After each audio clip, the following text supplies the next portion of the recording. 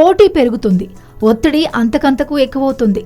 ముందుండాలన్న పరుగు పందెంలో ఉద్యోగి తీవ్రంగా అలసిపోతున్నాడు.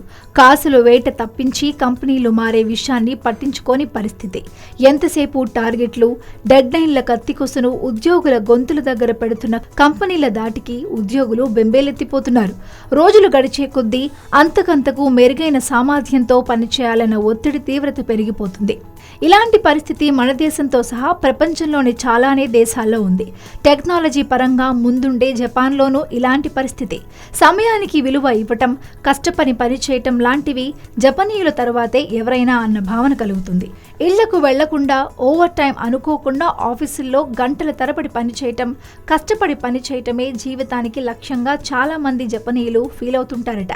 ఇలా పనిచేసే క్రమంలో కొందరు ఈ ఒత్తిడిని తట్టుకోలేక ఆత్మహత్యలకు పాల్పడుతుంటారు.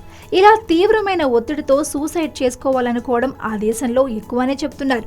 అందుకే ఉద్యోగులను ఇలాంటి ఒత్తిడి నుంచి విడుదల చేసేందుకు కంపెనీలు ఇప్పుడిప్పుడే కాస్త ఆలోచిస్తున్నాయి. ఇదిలా ఉంటే జపాన్లోని యాహూ సంస్థ ఒక అడుగు ముందుకేసి సంచలనాత్మక నిర్ణయం తీసుకుంది.